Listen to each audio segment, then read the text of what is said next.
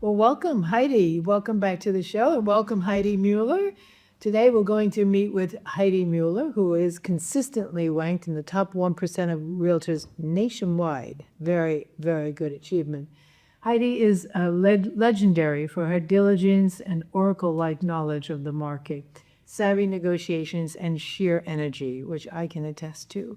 She handles every aspect of the real estate spectrum, working fluidly with first-time and international home buyers, as well as sellers, investors, and asset managers in markets good and bad. She is also a top 10 realtor in San Francisco and the Bay Area. Heidi emerged from the Great Recession of 2008, which I recall, with the prestigious Real Estate Legend Award. Congratulations. That's very nice. So welcome, Heidi. I'm so happy to have you here today. We've had a long relationship through real estate, probably 30 years at least. And, it's our first opportunity to really work together. And also, this is a great time to just talk about our long careers, your long career, and your Legend Award, which is really, really nice.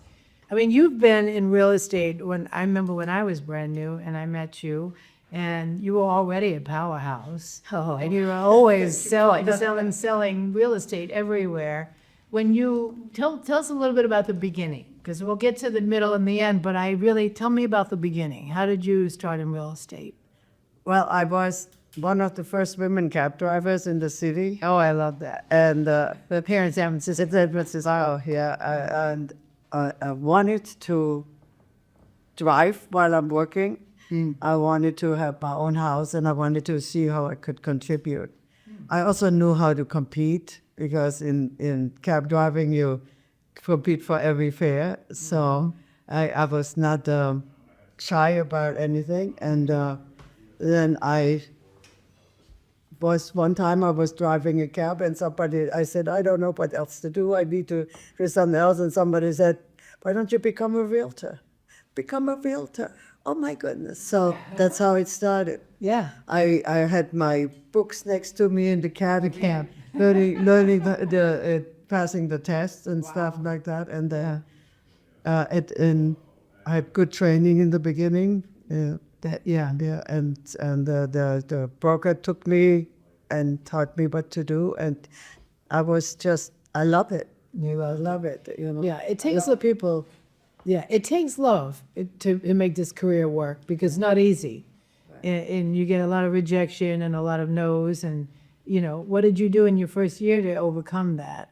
But one of the speakers said, you have to have 100 no's in order to get a yes, and not to take it personal, because it's never about me.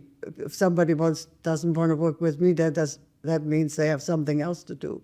So no is a really honest communication. Yeah. And so what you do is, okay, thanks, and next. Next. That's the best four-letter word of real estate. Somebody told me that one. I loved it. Next. Okay, that's good. So, and you became a star. I know that you've done a lot of things. You love working with first-time home buyers. I know that about you. Tell us about that, and then we'll move into the next. Go ahead. Yeah, I have a commitment for people to have home ownership, and you start at whatever point you can, because in the United States, if you can, it's important to have a property. It's one of the bases to grow financially, and also to have calmness in your life, because this is my flexibility, So somewhere along the line, I did a commitment, which is for me, is who I am, is people have access to self-sufficiency, financial prosperity, abundance, and power. And that's where I'm coming from. And I look who needs me. And you help other people to achieve. That's your mantra. Yeah. I love that. That's really very powerful, and it's very special, because it really is important to empower other people, because the more we give, the more we get. Not only that, when you've seen a few 100,000 properties, I mean, it's really not about the properties, it's about the people and what you can contribute. It's true. It's true. It's true. So then, and I know that you also love to specialize. You did a huge amount of business in relocation, and I think you did short sales. Did you? Many short sales. Because I mean, that's probably how you survived through the downturns of the markets, right? Tell us about that. What is that kind of market? I haven't talked to anyone about relocation or short sales. Both of which is that you have to be in charge. You know, you have to take charge and make sure that the people's needs are met. And with relocation, they have to get out and go to the next place, and I have to then take care of everything so that they can be powerful and do their job in the next location where they're going to be. That was relocation. So when you say take care of everything, what do you mean? Clean it up, get it ready for selling, and then you sell it in between to the company, and then it goes on. So there's a lot of complications in it, and a lot of moving parts, and so I love that kind of challenge. Yeah, You know, it's fine. So when you are working with the relo, do you send them anything before they come? Those folks, like, do you have a package that and then I talk. to just meet them and walk them through that way? Okay. So then I know you specialize in short sales and what was the other one? Foreclosures. Gosh, but I couldn't get it out. Anyway, thank you. So that's a market that I've never even sold a short sale. So and in 35 years I've managed to, but you've been like a superstar in that arena. Tell us about that. How does that work? And Well, my way of working is I look at where I am needed, as a, you know, markets change all the time. So I look at, okay, in this market, who needs me? This market, who needs me? So that's how it's been for me. That's how my way of doing it. And so in 2008, all of a sudden, everything died, and so I looked at, okay, who needs me? You know, and so people that needed to get out of their properties because they couldn't pay for it anymore,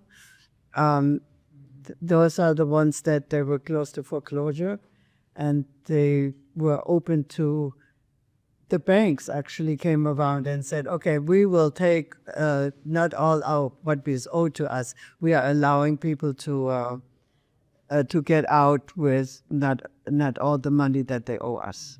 And so that's where I looked at it. It's like, okay. that's the definition of short sale. Right, yeah. The bank takes less and the seller gets to walk away. It's to walk away. Yeah. And then they get some sort of credit ding or something. Not with the short sale as much. You know, it's with the foreclosures. Short sales were not that.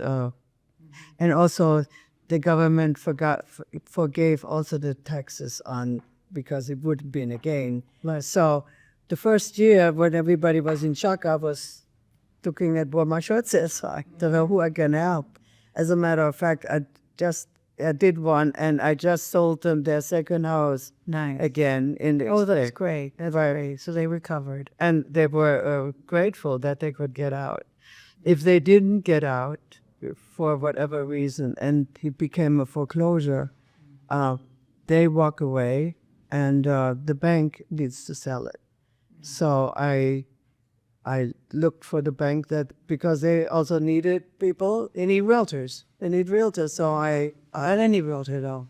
no, people that, no, it's fairly challenging work there, because they have to show their people that they did the best they could to get the best money, and you know, so it's not a normal sale. So I did a lot of those as well in that period between 2009 and 2012. Yeah. All of a sudden, in April of 2012, all hell broke loose. That was over, and the market went up and up and up. Up again. Yeah. It's so crazy, especially here in San Francisco and the Bay Area. Yeah, we're very lucky that we have a very strong market. I don't know that the rest of the country recovered quite as quickly. But yeah, but that's a long slog too. 8, 9, 10, 11, just 5 years of short sales and foreclosures and REOs and really tough market. And then first year, 2008, they took a whole year to accept the short sales. Yeah. So that whole year, I had a lot of escrows, but no closing. No paychecks. Yeah, that's tough. That is tough. And then you had a system, so you were probably on the bank's list of preferred realtors in those days. Well, because that's how they have to hustle for it, too. Yeah, you had to hustle for it. That will get your worth. Yeah. Yeah. Well, that's quite an accomplishment because not everyone could get that business, and I'm sure you've done hundreds of them because they weren't just a couple of here or there. No. The banks were loaded up. In 2010, I sold 124 short sales and foreclosure. I was 124 reading sleep. Wow, that's amazing. And it's not like today, it's like the pricing was not like today, but Yeah. it was quite something. That was quite something, yeah. You probably needed a vacation to get back to go to work again, but that's a lot. So did you have a big team when you were doing? I had a partner and an assistant. A partner and an assistant. And it's sometimes the assistant had an assistant, but Yeah. only during that time. But Yeah. So now you transition back into the regular world, back to sales and I do here and there, I do a foreclosure.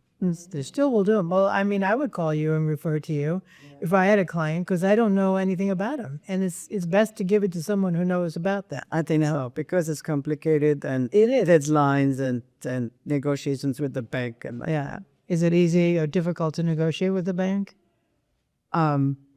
yeah, because now it's they pretty much Yeah.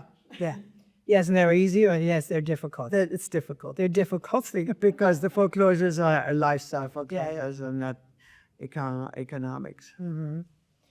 So you've consistently, as long as I've known you, you've been in the top 1%, not just San Francisco, nationwide. I remember going to many award ceremonies where you were being recognized.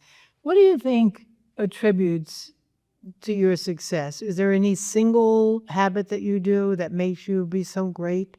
Made your career so successful? Because a lot of people want that, but they don't achieve it. I come from love. Oh, that's nice. I like that. I come from love, and I like to help people solve problems, and I know how to listen to the stories around it, cut it out, and solve the problem. Nice. Where did you learn that? I took seminars. Oh, yeah? Yeah, That's interesting. personal growth seminars in Myanmar, and yeah. To learn to be present for people. Yeah.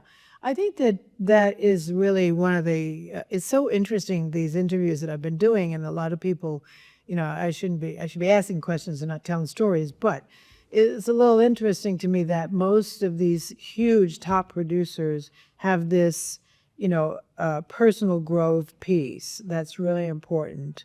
So how do you balance all that business with your personal growth then? About everything has its place. Yeah. Say More because it's hard for people that are especially newer, I don't know if you remember those days, to balance all that. But usually, but at Landmark, they have like 3 days and an evening for major ones. I did the communication course. I did the advanced course. That's like 3 days and an evening. And then now it's Zoom. I just finished another seminar, a success seminar, which I've done before, but it's now different kind of success that you want in. That's amazing. Otherwise, so I'm always just Still taking education training courses and they're not real estate based. They are personal growth based, which goes over to real estate. So we were talking before the interview, and I want to circle. So you're sort of in the middle towards the end of your real estate career. I don't know how many years. How many years has it been? 37 years. That's amazing. That's great. But you're still working and you love it. Yeah. And yet, there's a time when you start to reflect, and you were talking about the next chapter. Like, what do you do if you're not working? Well, that has been the challenge. Yeah, yeah, that all. So let's talk about that a little bit, because I think there's a lot of people. Certainly, there's interviews for the first time buyer. You know, I mean, for the first brand new agent, and I've got interviews for. We don't have any interviews for seasoned agents who are thinking of retiring or slowing down. And what has your experience been?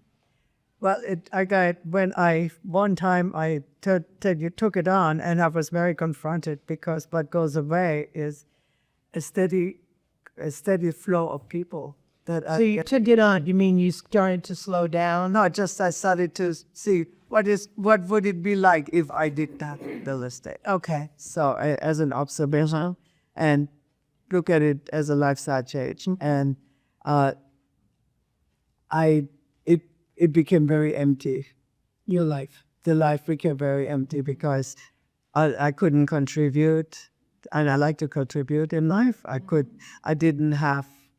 not the person that goes and have coffee somewhere. So and I think that it goes through, that people go through that all the time. And so I decided to invent a seminar for that people then can create their next 30 years. Oh, so what's that called? Now what? Now what? That's pretty good. To the point, right? To the point. Now what? So it's for people who are 60 plus, 70 plus. And also, very good. And also the 50s, the later 50s, because they all of a sudden, they're in their 50s, and then all of a sudden hit 60. Every time I hear that, oh my God, I turned 60, as if there was a difference, One day to the next, right? Right. And so they are going to, if I can reach them, they can set that up so that that void will not happen, that is happening now. With people when they transition from a work experience to retirement. So can I ask for an appetizer, a little teaser? What is the seminar teaching? It's to create your next purpose. You have your purpose, several purposes. Maybe 30-year real estate career. Yeah, and How to survive the nationwide, and then so where are you going to be at 100? 95. And so out of that we uncover what it is that you put aside because you did what you had to do and did your career. And there's always things that, if I had only done that, that can be revisited or just completely newly invented, or look at it from that point of view. And that's how can you put that in reality, So you're going to be doing these seminars along with your real estate sales still, because you found that you still want to do that. Absolutely. Do you still work like a full 8 hours every day in real estate, or do you just work, less at this point? Well, I work as the work comes in. Yeah, well, that's true. Yeah, that's true. As on it all, it's like I don't have a set. But you're not going out and drumming up to make, I'm not hitting the streets. you're not hitting the streets like we used to. Yeah, I agree. I understand. So when I took the money seminar, and at the end, you take something out, you create something for yourself. Yeah. So I created, money comes easily to me. Yeah, that's great. And out of that, I just got 2 listings and 2 sales. Yeah. Well, It's a different shift in looking at things. And we have something called the reticular activating system. Okay. the what? The reticular activating system is built in our brain. And for example, I used to have all silver Mercedes all the time. That's a silver Mercedes all the time. All of a sudden, I remember that. I said, I'm going to have a white Mercedes. These are realtor cars, I have a white Mercedes because I want something different. And once I bought the white Mercedes, there's nothing on the street but white Mercedes, but white cars, right? Right. So that is the reticular activating system. You kind of tell your brain what you're looking at, and then that's the job. That's right. Lately, and I'm going to put you on, there's a lot of red cars lately. Yeah, everywhere. It's true. They say when you buy a new car, you never saw that car on the street until you bought it. Right. So suddenly, that's the particular activating system. And that works for Money. money. Yeah. Yeah. I used to have a little money magnet prayer, like that I generate money by giving it and returning it and so on. And it's the same concept. It's like, the more you give, the more you get, the concept. So that's fantastic. So you're going to be doing seminars in addition to your real estate career, which means you're not slowing down and you're not stopping in any way. No. And that's great. But it's a new chapter. It's something more interesting. So what next? That's it. Yeah. And then, that I think that's going to be very Now what? beneficial. Now what? Okay, I got to write that down. Now what? Yeah, because I called it wrong.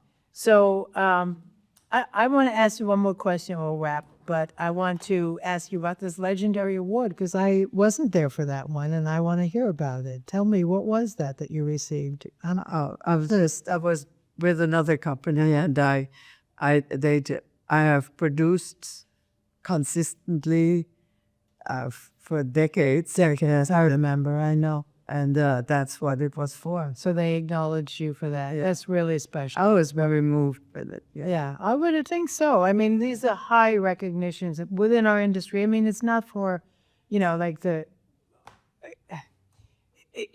world doesn't really care, but to us, it's a very special acknowledgement because we work in this very small world. And, when your peers recognize you, I think that's the highest compliment that you can receive. Yeah, I was totally moved. Yeah, yeah. Well, well-deserved, Heidi. Well-deserved. And thank you. I'm honored to be working with you and honored to call you my friend. Yes, Yeah, thank you so much. I come from love, you come from love, and I love you so much. So I'm really glad. Thank you for coming in today and taking the time to share your experience. Yeah, my pleasure.